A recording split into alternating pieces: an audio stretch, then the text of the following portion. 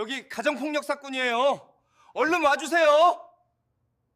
부동산 중개사 오세진은 빌라 매물 촬영차 201호를 방문했다가 문 앞에서 여성의 비명 소리를 듣는다. 계단 아래에서 올려다본 창문, 그곳엔 폭력의 실루엣이 선명했다. 15년 전 자신도 아내를 때렸던 그가 떨리는 손으로 일일이를 누른다. 경찰이 왔지만 피해자는 괜찮다며 부인한다. 며칠 뒤 세진은 그 여성 최영희를 다시 만나고 5년간의 폭력 사실을 듣게 된다. 자료를 건네고 도우려 하지만 영희는 두려워한다. 그런데 어느 밤 영희에게서 다급한 전화가 온다. 과연 앞으로 어떻게 되는 걸까? 사연 곧 시작합니다. 시작 전에 제게 힘을 줄 수 있는 무료 버튼 구독과 좋아요 부탁드려요. 이 사연을 어느 지역에서 듣고 계신가요? 지역 이름이나 장소를 댓글로 남겨주시면 저 또한 즐거운 마음으로 인사드릴게요. 저는 오세진, 올해 41살입니다. 부동산 중개사로 일한 지 어느덧 15년째네요. 한때는 잘 나가던 시절도 있었습니다. 2010년대 초반만 해도 한 달에 대여섯 건씩 계약했었죠. 그땐 딸아이 학원비며 가족여행이며 돈 걱정 없이 살았습니다. 하지만 지금은 다릅니다. 이혼한 지 3년 경기는 갈수록 어려워지고 한 달에 한두 건 계약하기도 빠듯합니다. 그나마 요즘은 전세 매물도 잘 안 나가요. 사람들이 집을 사고 팔 여유가 없으니까요. 오늘은 수요일 2월 14일입니다. 아침 8시에 일어나 간단히 토스트로 아침을 때웁니다. 혼자 사니까 이런 것도 익숙해지더라고요. 식탁에 앉아 휴대폰을 확인합니다. 딸아이 수진이가 어젯밤에 보낸 문자가 있네요. 아빠, 이번 학기 등록금은 제가 알바 더해서 낼게요. 걱정하지 마세요. 가슴이 먹먹합니다. 22살 대학교 3학년인 딸아이가 저 때문에 고생하고 있습니다. 양육권은 전 아내가 가졌지만 대학 등록금은 제가 대기로 했거든요. 한 학기에 400만 원. 요즘 같은 불경기엔 정말 큰 돈이죠. 오전 9시 사무실로 출근합니다. 역 앞 작은 상가 2층에 있는 5평짜리 사무실입니다. 임대료는 한 달에 50만 원. 책상 하나, 의자 2개, 낡은 컴퓨터 한 대가 전부입니다. 벽에는 매물 사진들이 붙어 있어요. 컴퓨터를 켜고 오늘 일정을 확인합니다. 오전 10시에 최영희 씨 댁 방문 예정입니다. 빌라 2층 1호, 전용 면적 58제곱미터. 영희 씨가 일주일 전에 급매로 내놓은 물건이에요. 시세보다 5천만 원 정도 싸게 나왔습니다. 영희 씨는 40대 초반으로 보였습니다. 처음 만났을 때 밝게 웃으며 말했죠. 이사 가려고요. 새로 시작하고 싶어서요. 그때는 그 말이 무슨 의미인지 몰랐습니다. 오전 9시 40분 영희 씨에게서 전화가 옵니다. 세진 씨, 죄송한데요. 제가 좀 늦을 것 같아요. 급한 일이 생겨서요.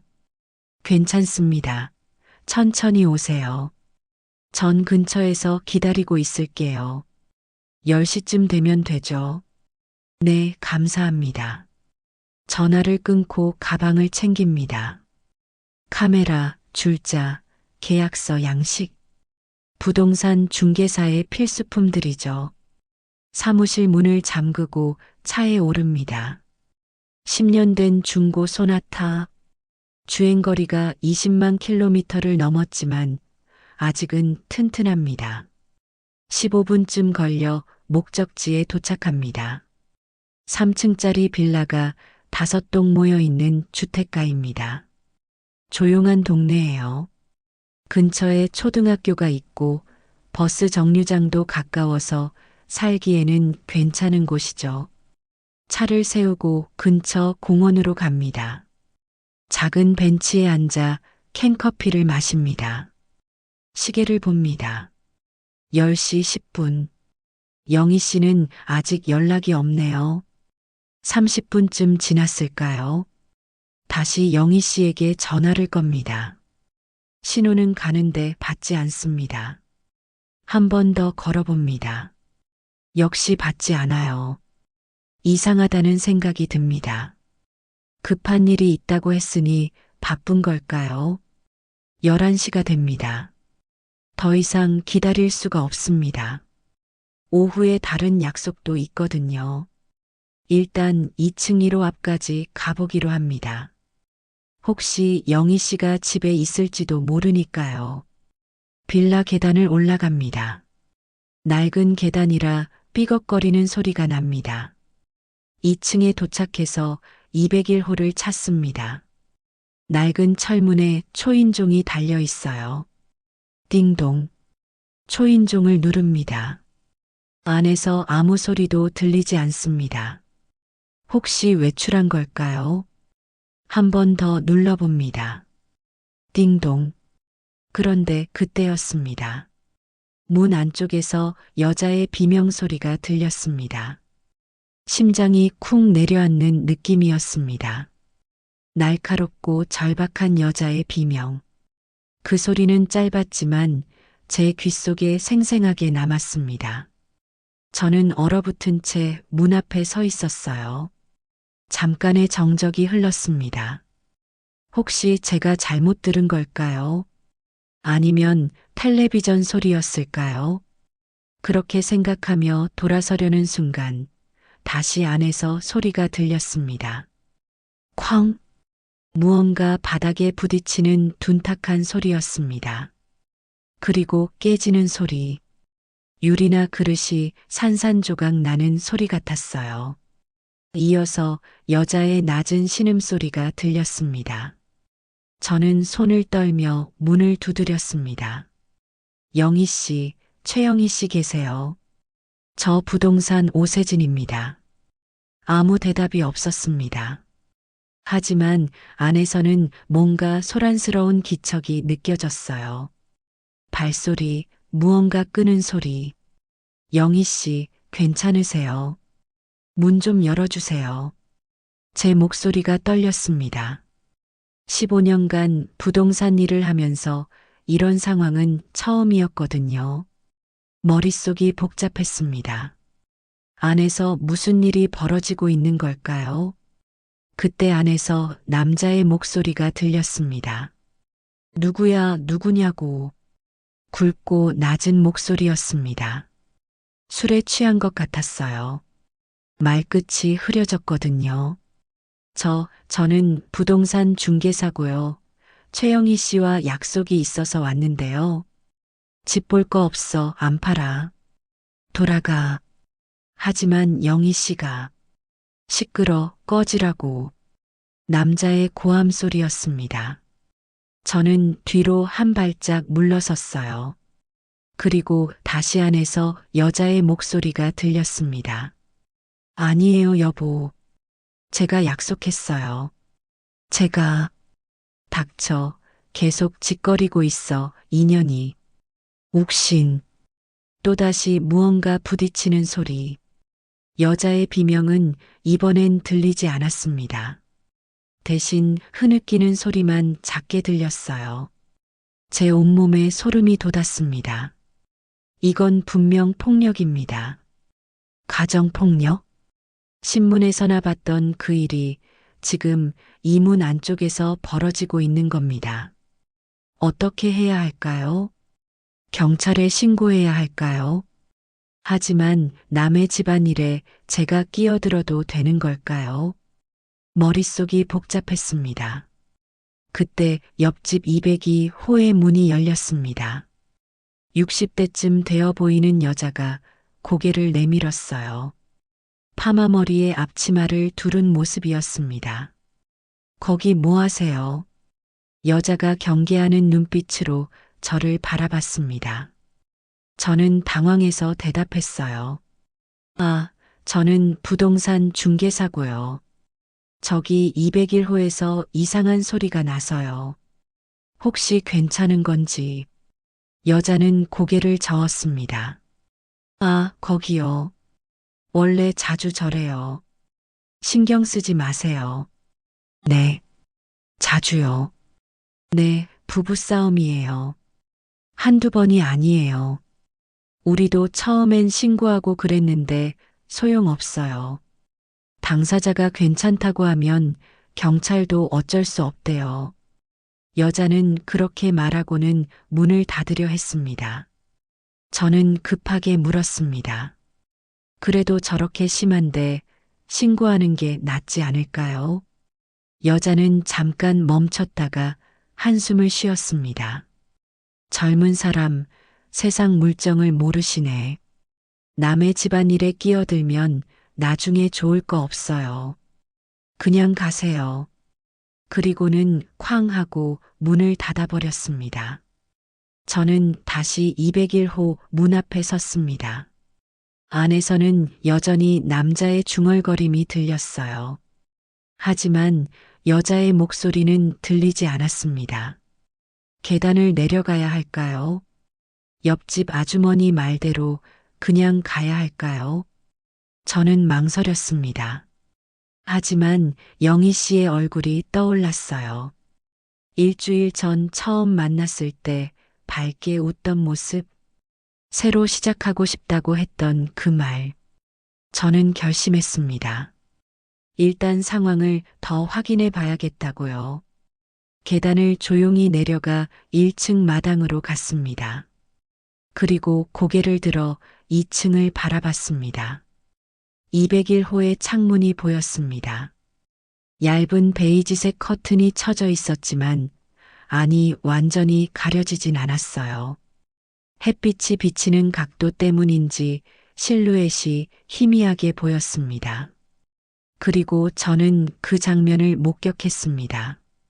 바닥에 쪼그리고 앉아 있는 여자의 모습, 그 위에 서서 뭔가를 휘두르는 남자의 모습, 정확히는 보이지 않았지만 상황은 명확했습니다. 저는 주머니에서 휴대폰을 꺼냈습니다. 손이 떨렸습니다. 하지만 이젠 확신했어요. 신고해야 한다고요. 112를 눌렀습니다.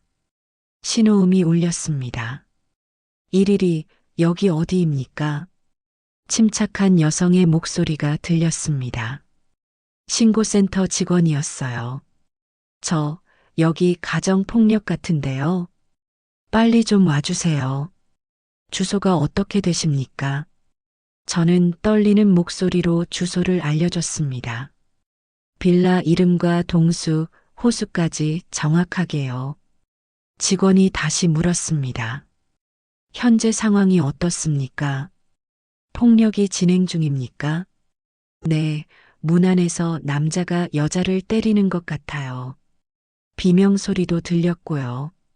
지금은 안에서 소리가 잘 안 들리는데 아래에서 보니까 창문으로 실루엣이 보여요. 알겠습니다. 지구대에서 바로 출동하겠습니다. 현장에 계셔 주시겠습니까? 네, 여기 있겠습니다. 전화를 끊었습니다. 심장이 빠르게 뛰었어요. 제가 지금 뭘 하고 있는 걸까요? 정말 신고를 한 게 맞는 걸까요? 저는 다시 2층으로 올라갔습니다. 201호 문 앞에 조용히 섰어요. 안에서는 이제 아무 소리도 들리지 않았습니다. 너무 조용해서 오히려 더 불안했죠. 귀를 문에 가까이 대고 들어봤습니다. 희미하게 텔레비전 소리가 들렸어요. 뉴스 같았습니다. 그리고 남자의 중얼거림. 뭐라고 하는지는 정확히 들리지 않았지만 술에 취한 목소리였습니다. 10분쯤 지났을까요? 계단 아래에서 발소리가 들렸습니다. 두 사람이 올라오는 소리였어요. 경찰관 두 명이 계단을 올라왔습니다. 30대로 보이는 남자 경찰관과 20대 후반으로 보이는 여자 경찰관이었습니다. 신고하신 분이세요? 남자 경찰관이 물었습니다. 저는 고개를 끄덕였어요. 네, 제가 신고했습니다. 상황 설명 좀 해주시겠습니까? 저는 최대한 침착하게 상황을 설명했습니다. 오전 10시에 약속이 있어서 왔다는 것, 문 앞에서 비명소리와 물건 깨지는 소리를 들었다는 것, 아래에서 보니 폭력 상황으로 보였다는 것. 남자 경찰관이 고개를 끄덕이며 수첩에 메모했습니다. 여자 경찰관은 문 쪽으로 다가가 귀를 기울였어요. 지금은 조용하네요. 네, 제가 신고하고 나서는 소리가 안 들렸습니다. 남자 경찰관이 문을 두드렸습니다. 경찰입니다. 문 열어주세요. 굵고 단호한 목소리였습니다. 안에서 잠시 소란스러운 기척이 들렸습니다. 뭔가 치우는 소리 같았어요. 발소리, 문 여는 소리. 1분쯤 지났을까요? 문이 삐걱 열렸습니다. 30대 후반으로 보이는 남자가 문틈으로 얼굴을 내밀었어요. 윤상호, 나중에 안 이름입니다. 무슨 일이십니까? 목소리는 의외로 차분했습니다. 술 냄새가 났지만 취한 것처럼 보이진 않았어요. 오히려 지나치게 침착해 보였습니다. 신고가 들어와서 왔습니다. 집 안 좀 봐도 될까요? 남자 경찰관이 말했습니다. 상호는 잠깐 망설이는 듯 했습니다. 시선이 저를 향했어요. 날카로운 눈빛이었습니다. 그 눈빛이 제게 뭔가를 말하고 있는 것 같았어요. 참견하지 말라고요. 뭘 보시게요? 우리 집에 무슨 문제라도 있습니까? 가정폭력 신고가 들어왔습니다. 확인 절차입니다. 상호는 한숨을 쉬었습니다. 그리고는 문을 활짝 열었어요. 들어오세요. 보시죠. 경찰관 두 명이 안으로 들어갔습니다. 저도 따라 들어갔어요. 현관을 지나 거실로 들어서는 순간 저는 숨을 멈췄습니다. 난장판이었습니다. 거실 바닥에는 깨진 그릇 조각들이 흩어져 있었어요. 식탁 의자 하나가 넘어져 있었고 벽에는 뭔가 부딪힌 듯한 자국이 있었습니다. 거실 한쪽 구석에는 액자가 깨져 있었어요. 상호는 태연하게 말했습니다. 부부싸움 좀 했습니다. 제가 술을 좀 마셔서요. 죄송합니다. 그때 안방 문이 열렸습니다. 최영희가 나왔습니다. 저는 그 모습을 보고 입을 다물 수가 없었어요. 왼쪽 볼이 붉게 부어올라 있었습니다. 입술도 터져 있었고요. 팔에는 시퍼런 멍이 들어 있었어요. 머리카락은 흐트러져 있었고 티셔츠 어깨 부분이 찢어져 있었습니다. 여자 경찰관이 영희에게 다가갔습니다. 괜찮으세요? 어디 다친 데는 없으세요? 영희는 고개를 저었습니다. 그리고 작은 목소리로 말했어요. 괜찮아요. 제가 넘어져서 다쳤어요. 넘어져서요. 네, 제가 실수로. 영희의 목소리가 떨렸습니다. 눈빛은 바닥을 향하고 있었어요. 상호를 쳐다보지도 못했습니다. 그런데 집안이 이렇게 어질러진 건요. 상호가 끼어들었습니다. 제가 화가 나서 물건을 좀 집어던졌습니다. 죄송합니다. 다시는 이러지 않겠습니다. 남자 경찰관이 영희를 바라봤습니다. 정말 괜찮으신 겁니까? 신고를 하시려면 저희가 도와드릴 수 있습니다. 영희는 여전히 고개를 저었습니다. 아니에요. 괜찮아요. 신경 써주셔서 감사하지만 괜찮습니다. 저는 영희를 바라봤습니다. 그 눈빛을 봤어요. 공포와 체념이 뒤섞인 눈빛. 뭔가 말하고 싶지만 할 수 없는 눈빛. 그 눈빛이 제 가슴을 찔렀습니다. 경찰관들은 더 이상 할 말이 없다는 듯 서로를 바라봤습니다. 당사자가 괜찮다고 하면 더 이상 어쩔 수 없는 거죠. 그럼 조심하세요. 다시 신고 들어오면 그땐 조치를 취해야 합니다. 남자 경찰관이 말하고 밖으로 나갔습니다. 여자 경찰관이 영희에게 명함을 건넸어요. 혹시 도움이 필요하시면 연락 주세요. 영희는 고개를 숙인 채 명함을 받았습니다. 저도 밖으로 나왔습니다. 상우가 문 앞까지 따라 나왔어요. 그리고 낮은 목소리로 말했습니다. 부동산 양반, 괜한 참견하지 마세요. 남의 집안일이에요. 저는 아무 대답도 하지 못했습니다. 그냥 고개를 돌려 계단을 내려갔어요.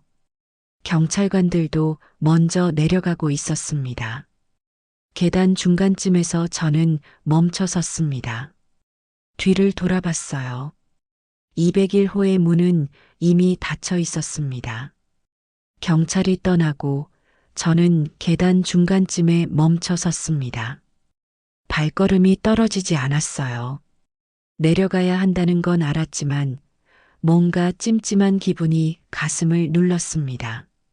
저는 계단 난간에 기대어 섰습니다. 주머니에서 담배를 꺼냈어요. 원래 3년 전에 끊었는데 요즘 다시 피우게 됐습니다. 스트레스를 받으면 자꾸 손이 가더라고요. 라이터로 불을 붙이려는데 손이 떨렸습니다. 한 번, 두 번, 세 번. 겨우 세 번째에 불이 붙었어요. 담배 연기를 깊이 들이마셨습니다. 영희 씨의 얼굴이 눈앞에 아른거렸습니다. 붉게 부은 왼쪽 볼, 터진 입술, 팔의 멍. 그리고 그 눈빛. 뭔가 말하고 싶지만 할 수 없다는 눈빛. 그게 가장 마음에 걸렸습니다. 담배를 반쯤 피우고 있을 때였습니다. 위에서 문 여는 소리가 들렸어요. 고개를 들어 올려다봤습니다. 2층에서 누군가 나오는 소리였습니다. 발소리가 계단을 내려왔습니다. 조심스러운 발소리였어요. 저는 담배를 끄고 계단 창문 쪽으로 비켜섰습니다. 그리고 최영희가 내려왔습니다. 손에 작은 쓰레기 봉투를 들고 있었어요. 하지만 그건 핑계일 뿐이라는 걸 알 수 있었습니다. 쓰레기 봉투는 거의 비어 있었거든요. 영희는 저를 발견하고 잠깐 멈칫했습니다. 그리고 작은 목소리로 말했어요. 세진 씨. 네, 영희 씨. 아직 안 가셨네요. 네, 그냥 담배 좀 피우고 있었습니다. 침묵이 흘렀습니다. 영희는 계단 난간을 잡고 저를 바라봤어요. 낮에 들어오는 햇빛 때문에 얼굴의 상처가 더 선명하게 보였습니다. 저기요, 오늘 일 정말 죄송해요. 괜히 신고까지 하시게 해서요. 영희의 목소리가 떨렸습니다. 저는 고개를 저었어요. 아니에요. 제가 놀라서 그랬습니다. 근데 정말 괜찮으세요? 영희는 쓴웃음을 지었습니다. 괜찮아 보이세요? 아니요, 전혀요. 저도 모르게 솔직하게 말이 나왔습니다. 영희는 잠시 저를 바라보다가 한숨을 쉬었어요. 들어가셔야 하는 거 아니에요. 남편분이 기다리시는 거 아닙니까? 아니요, 지금 자고 있어요. 술 마시면 낮잠 자거든요. 영희는 계단에 조심스럽게 앉았습니다. 저도 한 계단 아래에 앉았어요. 둘 사이에 어색한 침묵이 흘렀습니다. 얼마나 지났을까요? 영희가 먼저 입을 열었습니다. 세진 씨, 저 기억하세요. 일주일 전에 처음 만났을 때요. 네, 기억합니다. 그때 제가 뭐라고 했는지 기억하세요. 새로 시작하고 싶다고 하셨죠? 네. 영희는 고개를 끄덕였습니다. 그리고 작은 목소리로 계속 말했어요. 사실은요, 5년째예요. 네. 이렇게 사는 게요. 저는 아무 말도 하지 못했습니다. 영희는 계속 말을 이었어요. 처음엔 술만 마시면 그랬어요. 한 달에 한두 번? 그것도 심하진 않았고요. 그냥 소리만 지르고 물건 좀 던지고 그 정도였어요. 영희의 목소리가 점점 작아졌습니다. 근데 시간이 지나면서 점점 심해졌어요. 일주일에 한 번, 나중엔 이틀에 한 번. 이젠 술을 안 마셔도 그래요. 기분이 나쁘면 때려요. 밥이 맛없다고, 집이 더럽다고, 돈을 번다고. 저는 주먹을 꽉 쥐었습니다. 15년 전 제 모습이 떠올랐거든요. 저도 그랬습니다. 아내에게 그랬었어요. 왜 경찰에 신고를 안 하세요? 영희는 쓴웃음을 지었습니다. 해봤어요, 작년에. 그때도 오늘처럼 경찰이 왔어요. 근데 남편이 잘못했다고, 다시는 안 그러겠다고 빌더라고요. 경찰도 부부싸움이니까 잘 해결하라고 하고 갔어요. 그럼요. 그날 밤 더 심하게 맞았어요. 신고했다고요. 경찰 부른 게 잘못이었대요. 그때 갈비뼈가 부러졌어요. 영희는 자신의 옆구리를 가볍게 만졌습니다. 병원은 가셨어요. 네, 혼자 갔어요. 넘어져서 다쳤다고 했어요. 의사 선생님이 이상하다는 눈으로 보시더라고요. 하지만 뭐라고 물어보진 않으시더라고요. 저는 한숨을 쉬었습니다. 가슴이 답답했어요. 그럼 왜 이사를 안 가세요? 집을 팔고 떠나시면 되잖아요. 영희는 고개를 저었습니다. 집이 남편 명의예요. 제 이름으론 아무것도 없어요. 결혼하기 전에 직장 다녔었는데 결혼하고 그만뒀거든요. 남편이 그만두래서요. 집에만 있으라고요.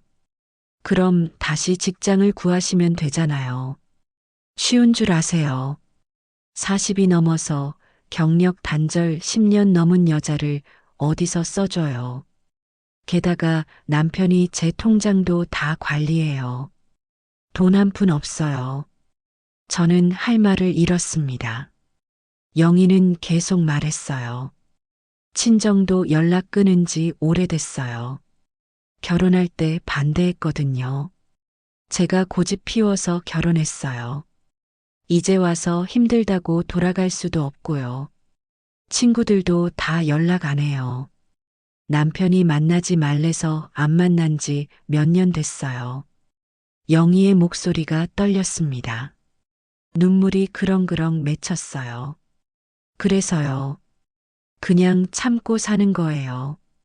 어차피 갈 데도 없고 할 수 있는 것도 없으니까요. 저는 영희를 바라봤습니다. 그 눈빛을 봤어요. 체념과 절망, 그리고 아주 작은 희망. 저는 천천히 말했습니다. 그래도 이렇게 사실 순 없잖아요. 영희는 고개를 들어 저를 바라봤습니다. 영희가 저를 바라봤습니다. 그 눈빛에는 뭔가를 묻는 듯한 표정이 있었어요. 당신은 어떻게 아느냐는 표정이었습니다. 저는 잠시 망설이다가 입을 열었습니다. 저도요, 예전엔 그랬습니다. 네. 제 아내한테요. 15년 전쯤이었나. 저도 술 마시면 소리 지르고 물건 던지고 그랬어요. 직접 때린 적은 많지 않았지만 밀치고 그랬죠. 영희는 조용히 제 말을 듣고 있었습니다. 그때는 제가 뭘 잘못하는지 몰랐어요. 스트레스 받으면 풀어야 하는 거 아니냐, 부부가 싸울 수도 있는 거 아니냐, 그렇게 생각했죠. 근데 아니더라고요. 저는 한숨을 쉬었습니다. 아내가 결국 떠났어요. 딸아이 데리고요. 그때야 정신을 차렸죠. 뭘 잃었는지요. 이혼하고 3년 동안 혼자 살면서 많이 반성했습니다. 지금도 후회해요. 영희는 고개를 끄덕였습니다. 그리고 작은 목소리로 말했어요. 남편도 그럴까요? 언젠가 정신 차릴까요? 저는 솔직하게 대답했습니다. 모르겠습니다. 어떤 사람은 변하고 어떤 사람은 안 변해요. 근데 확실한 건 영희 씨가 계속 참으면 절대 안 변한다는 거예요. 왜요? 변할 이유가 없으니까요. 영희 씨가 계속 있어주니까, 계속 참아주니까 괜찮다고 생각하는 거예요. 영희는 고개를 숙였습니다. 손으로 눈가를 훔쳤어요. 그래서 집을 팔려고 했던 거예요. 네. 그 돈으로 혼자 살 수 있는 작은 원룸이라도 구하고 싶었어요. 제 이름으로요. 직장도 다시 구하고요. 힘들어도 혼자 살고 싶었어요. 좋은 생각이에요. 근데 남편이 알아버렸어요. 오늘 아침에요. 제가 부동산 사이트 본 걸 휴대폰에서 봤나 봐요. 화가 나서 난리를 쳤어요. 그래서 오늘, 네, 그래서 오늘 이렇게 된 거예요. 집 팔겠다고 어디 한번 팔아보라고요. 자기 허락 없이는 못 판다고요. 저는 주먹을 꽉 쥐었습니다. 분노가 치밀었어요. 하지만 화를 내봤자 영희에게 도움이 안 됩니다. 영희 씨, 그래도 방법이 있을 거예요. 도와줄 수 있는 곳들이 있어요. 여성긴급 전화나 쉼터 같은 곳이요. 영희는 고개를 저었습니다. 알아요. 경찰이 준 명함에도 써 있더라고요. 근데 무서워요. 뭐가요? 쉼터 가면 남편이 찾아올까 봐요. 그리고 나중에 더 심하게 맞을까 봐요. 그냥 참고 사는 게 나을 것 같아요. 저는 영희의 어깨를 가볍게 두드렸습니다. 영희 씨, 이대로 살면 언젠간 큰일 나요. 오늘도 갈비뼈 부러질 뻔한 거 아니에요. 알아요. 저도 알아요. 근데 용기가 안 나요. 영희는 울먹였습니다. 눈물이 뺨을 타고 흘러내렸어요. 10년을 같이 살았어요. 처음엔 좋았어요. 정말 좋았어요. 저한테 잘해줬어요. 꽃도 사다 주고 데이트도 하고. 그때가 자꾸 생각나요. 언젠가 다시 그때로 돌아갈 수 있을 것 같아요. 저는 고개를 저었습니다. 영희 씨, 그건 환상이에요. 사람은 잘 안 변해요. 특히 폭력은 더 심해지면 심해졌지, 나아지진 않아요. 그리고 설령 나아진다 해도 영희 씨 인생이에요. 영희 씨가 행복해야죠. 두려움 속에서 사는 게 행복한 거예요. 영희는 대답하지 않았습니다. 그냥 조용히 울고 있었어요. 저는 주머니에서 명함을 꺼냈습니다. 부동산 중개사 명함이었지만 제 연락처가 적혀 있었죠. 영희 씨, 이거 받으세요. 제 명함이에요. 언제든 연락하세요. 도와드릴 수 있는 건 도와드릴게요. 영희는 명함을 받아들었습니다. 작은 손으로 명함을 꼭 쥐었어요. 고맙습니다, 세진 씨. 정말 고마워요. 근데 저 아직은 자신이 없어요. 조금만 더 생각해 볼게요. 네, 천천히 생각하세요. 급한 거 아니에요. 하지만 저는 알고 있었습니다. 급한 일이라는 걸요. 오늘 같은 일이 또 일어날 수 있다는 걸요. 영희가 일어섰습니다. 저 올라가 볼게요. 남편이 깨기 전에요. 네, 조심히 올라가세요. 영희는 쓰레기 봉투를 들고 계단을 올라갔습니다. 중간에 한번 뒤돌아봤어요. 그리고 작게 웃었습니다. 슬픈 미소였습니다. 저는 영희가 2층으로 올라가는 걸 지켜봤습니다. 문이 닫히는 소리가 들렸어요. 그리고 다시 정적이 흘렀습니다. 저는 천천히 1층으로 내려갔습니다. 빌라 밖으로 나와 차에 탔어요. 시동을 걸었지만 바로 출발하진 않았습니다. 백미러로 빌라를 바라봤습니다. 2층 창문이 보였어요. 얇은 커튼 사이로 누군가의 실루엣이 희미하게 보였습니다. 저는 핸들을 꽉 쥐었습니다. 15년 전 제 모습이 떠올랐어요. 아내에게 소리 지르던 모습, 딸아이가 울던 모습, 그리고 텅 빈 집에 혼자 남았던 그날 밤. 영희를 도와야 한다는 생각이 들었습니다. 하지만 어떡해요? 당사자가 원하지 않는데 제가 뭘 할 수 있을까요? 핸드폰을 꺼내 인터넷을 검색했습니다. 가정폭력 피해자 지원. 여러 사이트가 나왔어요. 여성긴급전화 1366, 법률구조공단, 여성쉼터. 하나하나 읽어나갔습니다. 1시간쯤 차 안에 앉아 있었을까요? 오후 일정은 이미 다 밀렸습니다. 하지만 상관없었어요. 지금은 이게 더 중요했습니다. 그날 밤 저는 잠을 이루지 못했습니다. 침대에 누워 천장만 바라봤어요. 영희의 얼굴이 자꾸 떠올랐습니다. 붉게 부은 볼, 터진 입술, 그리고 체념한 눈빛. 새벽 4시쯤 됐을까요? 저는 결국 침대에서 일어났습니다. 거실로 나와 노트북을 켰어요. 어제 검색했던 사이트들을 다시 찾아봤습니다. 여성긴급전화 1366, 24시간 상담 가능, 법률 지원, 의료 지원, 쉼터 연계. 저는 메모장을 꺼내 하나하나 적어나갔습니다. 법률구조공단, 무료 법률 상담, 이혼 소송 지원, 접근금지 명령 신청. 이것도 적었어요. 여성쉼터, 일시보호시설, 최대 2년까지 거주 가능, 직업훈련 프로그램. 계속 적어나갔습니다. 새벽 6시가 되어서야 저는 노트북을 닫았습니다. A사 용지 3장 분량의 정보를 정리했어요. 이걸 영희에게 전해줘야겠다고 생각했습니다. 그런데 문제가 있었습니다. 영희가 연락을 해올까요? 명함을 줬지만 영희는 아직 용기가 없다고 했습니다. 며칠이 지났습니다.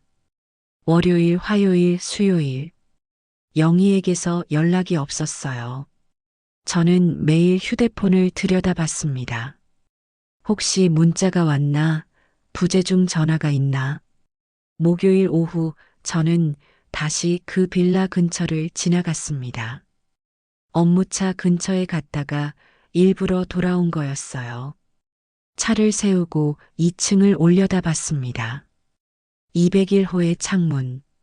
커튼이 쳐져 있었지만 불은 켜져 있었습니다. 누군가 있다는 뜻이죠. 올라가 볼까요? 아니면 그냥 갈까요? 고민하다가 저는 차에서 내렸습니다. 빌라 계단을 올라갔어요. 2층에 도착해서 201호 앞에 섰습니다. 초인종을 누를까 말까 망설였습니다.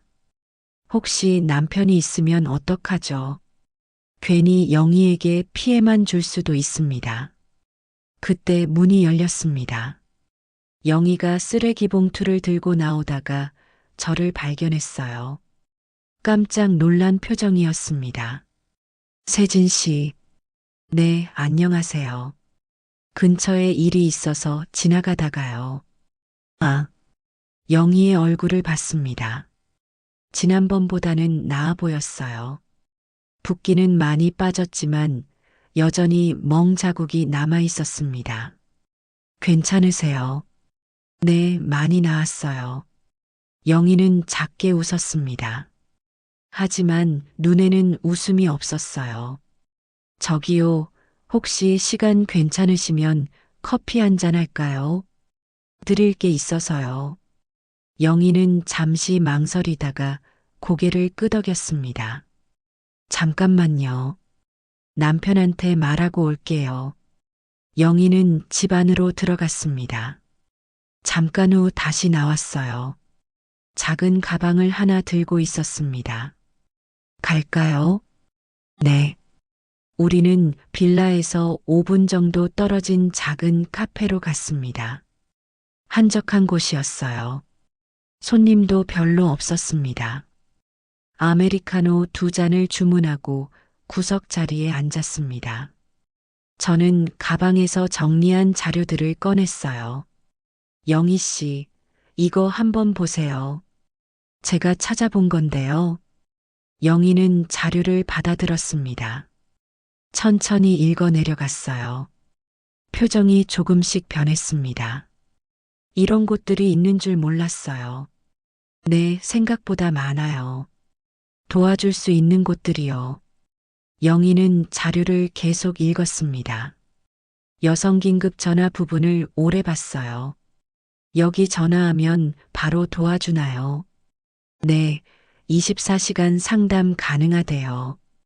그리고 필요하면 쉼터도 연계해주고요. 쉼터요. 네, 거기서 당분간 지낼 수 있어요. 안전한 곳이에요. 남편이 찾을 수 없게 주소도 비공개래요. 영희는 고개를 끄덕였습니다. 하지만 여전히 망설이는 표정이었어요. 세진 씨, 고맙습니다. 정말 고마워요. 근데 저 아직은. 저는 영희의 손을 가볍게 잡았습니다. 영희 씨, 급하게 결정하실 필요 없어요. 천천히 생각하세요. 그냥 이런 곳들이 있다는 것만 알아두세요. 네. 그리고 언제든 연락하세요. 제가 도와드릴 수 있는 건 도와드릴게요. 영희는 눈물을 글썽였습니다. 왜 저한테 이렇게 잘해주세요? 저희 남도 아니고요. 저는 잠시 생각했습니다. 왜일까요? 왜 영희를 돕고 싶은 걸까요? 예전에 제 모습이 보여서요. 그리고 제가 못 도와줬던 제 아내가 생각나서요. 영희는 조용히 고개를 끄덕였습니다. 우리는 1시간쯤 카페에 앉아 있었습니다. 영희는 자신의 이야기를 더 들려줬어요. 결혼 전 이야기, 행복했던 시절 이야기, 그리고 서서히 무너져 내린 일상 이야기. 저는 조용히 들어줬습니다. 때로는 조언을 하고, 때로는 그냥 고개를 끄덕이며 공감해줬어요. 해가 기울 무렵 영희가 일어났습니다. 저 이제 가봐야 할 것 같아요. 남편이 저녁 준비하라고 할 시간이에요. 네, 조심히 들어가세요. 네. 오늘 정말 고마웠어요. 자료도 감사하고요. 영희는 자료를 가방에 넣었습니다. 그리고 카페를 나갔어요. 저는 창밖으로 영희가 멀어지는 모습을 지켜봤습니다. 집으로 돌아오는 길 휴대폰이 울렸습니다. 딸아이 수진이었어요. 아빠, 이번 주말에 시간 돼요. 왜 무슨 일 있어? 그냥 밥이나 같이 먹으려고요. 요즘 바쁘신 것 같아서요. 저는 미소를 지었습니다. 그래, 주말에 보자. 아빠가 맛있는 거 사줄게. 네, 그럼 토요일에 봐요. 전화를 끊고 저는 한숨을 쉬었습니다. 딸아이가 이렇게 잘 자라준 게 다행이었어요. 이혼했지만 관계는 유지하고 있으니까요. 그날 밤 11시쯤이었을까요? 저는 잠들기 직전이었습니다. 그런데 휴대폰이 울렸어요. 모르는 번호였습니다. 여보세요. 세진 씨, 저예요. 영희예요. 목소리가 떨렸습니다. 뭔가 잘못됐다는 걸 직감했어요. 네, 영희 씨. 무슨 일이세요? 저 도와주세요. 지금 당장 나가야 할 것 같아요. 세진 씨, 저 도와주세요. 지금 당장 나가야 할 것 같아요. 영희의 목소리가 떨렸습니다.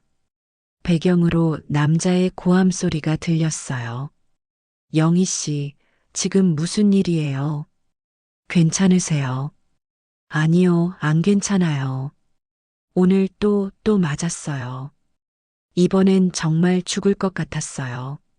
저는 벌떡 일어났습니다. 침대에서 내려와 옷을 입기 시작했어요. 지금 어디 계세요? 집에 계세요? 네, 화장실에 숨어 있어요. 남편이 술 마시고 지금 자고 있는데 언제 깰지 모르겠어요. 알겠습니다. 지금 바로 갈게요. 15분만 기다리세요. 고맙습니다. 정말 고마워요. 전화를 끊고 저는 차 키를 집어들었습니다.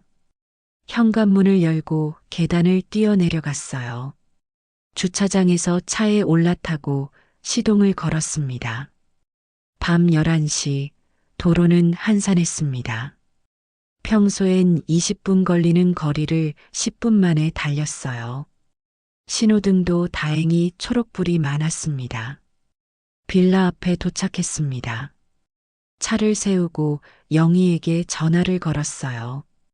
영희 씨, 도착했어요. 지금 나올 수 있어요. 잠깐만요. 지금 나갈게요. 조심하세요. 저는 차에서 내려 빌라 입구 쪽을 바라봤습니다. 2층 창문에 불이 켜져 있었어요. 심장이 빠르게 뛰었습니다. 5분쯤 지났을까요? 빌라 현관문이 열렸습니다. 영희가 작은 가방 하나를 들고 나왔어요.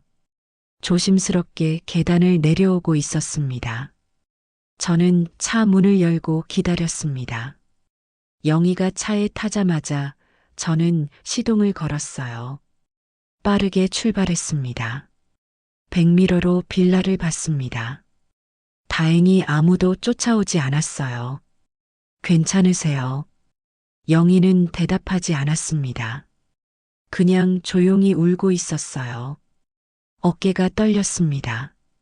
저는 운전하면서 영희를 옆으로 힐끗 봤습니다. 가로등 불빛에 비친 영희의 얼굴. 왼쪽 눈 주위가 시퍼렇게 멍들어 있었어요. 입술도 다시 터져 있었습니다. 병원부터 가야 할까요? 아니면 경찰서로 갈까요? 영희가 고개를 저었습니다. 아니요, 쉼터로 가고 싶어요. 세진 씨가 말씀하신 그곳이요. 지금이요. 밤인데 받아주려나요? 여성 긴급 전화는 24시간이라고 하셨잖아요. 맞습니다. 알겠어요. 저는 휴대폰을 꺼내 내비게이션을 켰습니다. 여성 긴급 전화 1366. 검색하니 가장 가까운 상담소가 나왔어요. 여기서 30분 거리였습니다. 차를 몰며 저는 영희에게 물었습니다. 오늘 무슨 일이 있었어요? 영희는 한참을 침묵하다가 입을 열었습니다. 오늘 저녁에 남편이 술 마시고 들어왔어요. 저녁 준비가 늦었다고 화를 내더라고요. 제가 오늘 카페에서 세진 씨랑 만난 거 들켰어요. 어떡해요? 동네 아는 사람이 봤나 봐요. 남편한테 전화했대요. 남자랑 카페에 있더라고요. 저는 한숨을 쉬었습니다. 제 잘못이었어요. 죄송합니다. 제가 조심했어야 하는데요. 아니에요. 세진 씨 잘못 아니에요. 영희는 눈물을 닦았습니다. 그래서 맞았어요. 바람 피우냐고, 다른 남자 만나냐고. 아니라고 했는데 안 믿더라고요. 자료 봤다고, 도망갈 생각하냐고. 자료도 봤어요. 네, 가방 뒤졌나 봐요. 그래서 더 화났어요. 쉼터 가겠다고, 이혼하겠다고 했나 봐요.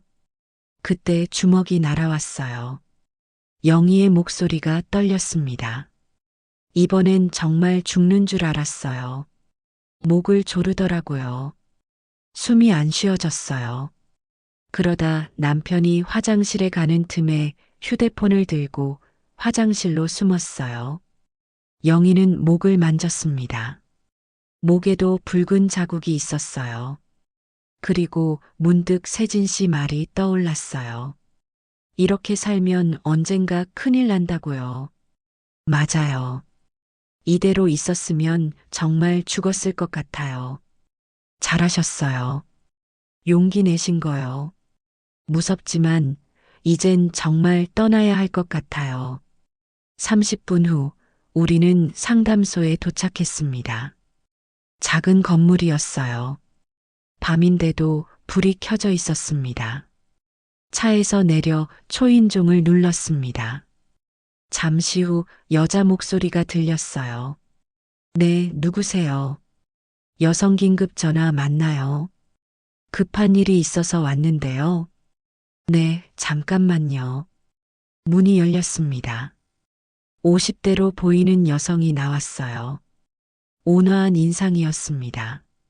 어서 오세요. 들어오세요. 우리는 안으로 들어갔습니다. 따뜻한 실내였어요. 소파가 있는 작은 상담실이었습니다. 앉으세요. 무슨 일이세요? 영희는 처음엔 말을 잘 못했습니다. 저는 옆에서 간단히 상황을 설명했어요. 가정폭력을 당했다는 것, 쉼터가 필요하다는 것.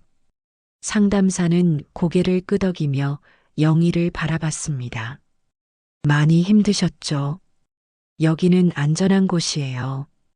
천천히 말씀해 주세요. 영희는 그제야 입을 열었습니다. 5년간의 이야기를 했어요. 처음엔 더듬거렸지만 점점 목소리가 커졌습니다. 1시간 정도 상담이 이어졌습니다. 상담사는 영희의 이야기를 다 듣고 나서 말했습니다. 쉼터로 연결해 드릴게요. 오늘 밤은 거기서 주무시고 내일 자세한 이야기 나누시죠. 병원 진단서도 떼야 하고 경찰 신고도 하셔야 해요. 네, 감사합니다.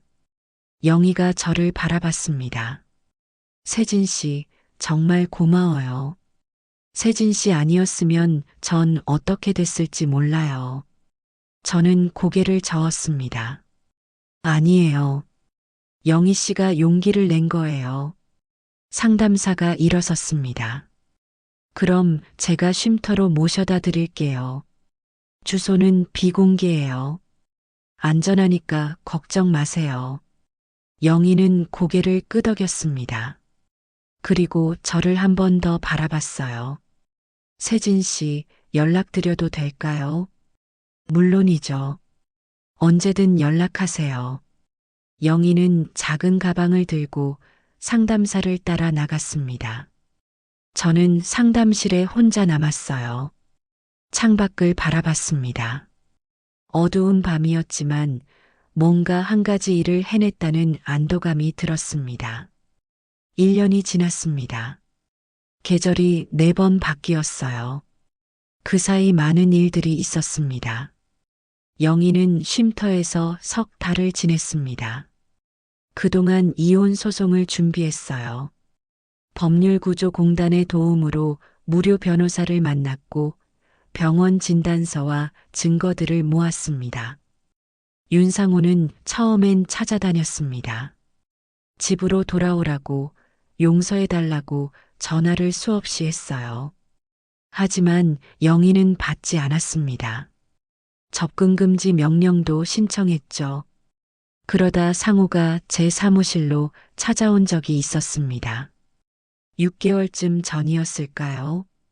술에 취해 와서 고함을 질렀어요. 내 마누라 어디 있어? 당장 말 안 하면 가만 안 둬. 저는 침착하게 대답했습니다. 경찰에 신고하세요. 저는 아무것도 모릅니다. 상우가 제 멱살을 잡으려는 순간이었습니다. 미리 연락해둔 경찰이 사무실로 들어왔어요. 접근금지 명령 위반으로 현행범 체포였습니다. 상우는 소리를 지르며 끌려갔습니다. 2번 다시 사무실에 나타나지 않았어요. 이혼 소송은 8개월 만에 끝났습니다. 영희가 이겼어요. 위자료 3천만 원을 받았고 집도 반씩 나눴습니다. 5년간의 폭력에 대한 최소한의 보상이었죠. 그 사이 영희는 재과 자격증을 땄습니다. 쉼터에서 제공하는 직업훈련 프로그램이었어요. 매일 아침 일찍 일어나 빵 만드는 법을 배웠다고 했습니다. 자격증을 따고 나서 작은 빵집에 취직했어요. 월급은 많지 않았지만 자신의 이름으로 처음 받는 월급이었습니다. 영희는 통장을 만들었고 조금씩 돈을 모았어요. 저는 그동안 가끔 영희에게 연락했습니다. 한 달에 한두 번 정도요. 안부를 묻고 필요한 게 있는지 물었습니다. 영희는 항상 괜찮다고 잘 지내고 있다고 대답했어요. 그리고 오늘 영희에게서 연락이 왔습니다. 오전 10시쯤이었어요. 세진 씨, 저예요. 영희예요. 혹시 시간 되세요? 네, 무슨 일이세요? 집 좀 보고 싶어서요. 이제 제 집을 구하고 싶어요. 저는 미소를 지었습니다. 드디어 이 순간이 온 거죠. 좋아요. 언제 만날까요? 오늘 오후 2시에 어때요? 예전에 말씀하신 그 카페에서요. 네, 그럼 거기서 봬요. 오후 2시, 저는 카페에 먼저 도착했습니다. 창가 자리에 앉아 기다렸어요. 10분쯤 지나자 영희가 들어왔습니다. 1년 만에 본 영희는 완전히 달라져 있었습니다. 예전처럼 움츠러든 모습이 아니었어요. 어깨를 펴고 걸었고 얼굴엔 미소가 있었습니다. 짧게 자른 머리가 잘 어울렸어요. 세진 씨, 오랜만이에요. 영희 씨, 정말 오랜만이네요. 많이 달라지셨어요. 그래요. 저도 그렇게 느껴요. 우리는 자리에 앉았습니다. 커피를 주문하고 이런저런 이야기를 나눴어요. 빵집 이야기, 새로 사귄 친구들 이야기. 그러다 영희가 본론을 꺼냈습니다. 세진 씨, 이제 제 집을 구하고 싶어요. 크진 않아도 돼요. 작은 원룸이면 충분해요. 제 이름으로 계약하는 첫 집이니까요. 예산은 어느 정도 생각하세요? 보증금 5천만 원, 월세 50만 원 정도요. 위자료에다가 그동안 모은 돈이면 될 것 같아요. 좋아요. 몇 군데 괜찮은 곳이 있어요. 지금 보러 갈까요? 네, 가요. 우리는 카페를 나와 차에 올랐습니다. 3군데 매물을 보여줬어요. 첫 번째는 너무 좁았고, 2번째는 햇빛이 잘 안 들었습니다. 3번째 집이었습니다. 역에서 10분 거리, 오피스텔 4층, 전용 면적 33제곱미터, 작지만 아늑한 원룸이었어요. 문을 열고 들어서자 영희가 탄성을 질렀습니다. 와, 햇빛이 정말 잘 드네요. 남향이거든요. 거실도 넓고 부엌도 분리되어 있어요. 영희는 집안을 천천히 둘러봤습니다. 거실, 부엌, 화장실 하나하나 살펴봤어요. 창가에 서서 밖을 바라봤습니다. 여기가 좋아요. 여기로 할게요. 확실해요. 다른데 더 볼 필요 없으세요? 네, 확실해요. 크진 않지만 제가 처음으로 제 이름으로 계약하는 집이잖아요. 의미가 있어요. 우리는 사무실로 돌아왔습니다. 계약서를 작성했어요. 영희는 자신의 이름을 쓰면서 미소를 지었습니다. 계약서에 도장을 찍고 영희가 말했습니다. 세진 씨, 정말 감사해요. 세진 씨 덕분에 새로운 인생을 살게 됐어요. 저는 고개를 저었습니다. 아니에요. 영희 씨가 용기를 낸 거예요. 저는 그냥 옆에서 조금 도와드린 것 뿐이에요. 아니에요. 세진 씨가 그날 신고 안 하셨으면, 저한테 자료 안 주셨으면, 전 지금도 그 집에서 맞으며 살고 있었을 거예요. 영희의 눈에 눈물이 맺혔습니다. 하지만 이번엔 슬픈 눈물이 아니었어요. 이제 새로 시작할 수 있어요. 제 집에서 제 월급으로 제가 원하는 삶을요. 저는 악수를 청했습니다. 영희도 손을 내밀었어요. 우리는 단단히 악수를 나눴습니다. 사무실 문을 나서며 영희가 말했습니다. 다음 주에 이사해요. 그때 놀러 오세요. 제가 직접 만든 빵 대접할게요. 네, 꼭 갈게요. 영희는 손을 흔들며 멀어져 갔습니다. 저는 그 모습을 지켜봤어요. 저녁 무렵 저는 근처 공원으로 산책을 나갔습니다. 벤치에 앉아 석양을 바라봤어요. 주머니에서 영희가 1년 전에 준 작은 쪽지가 나왔습니다. 세진 씨, 진짜 집은 건물이 아니라 안전한 공간이라는 걸 배웠어요. 고맙습니다. 저는 쪽지를 다시 주머니에 넣었습니다. 그리고 일어섰어요. 15년 전 저는 가정을 잃었습니다. 제 잘못으로요. 하지만 그 경험이 오늘 누군가를 도울 수 있게 해줬습니다. 내일도 누군가 도움의 손길을 기다리고 있을 것입니다. 저는 그들을 위해 여기 있겠습니다. 집으로 걸어가며 저는 생각했습니다. 진짜 집은 건물이 아니라 안전한 공간이라는 것. 그리고 때론 평범한 사람의 작은 용기가 누군가의 인생을 바꿀 수 있다는 것을요. 오늘도 무사히 하루를 마칩니다.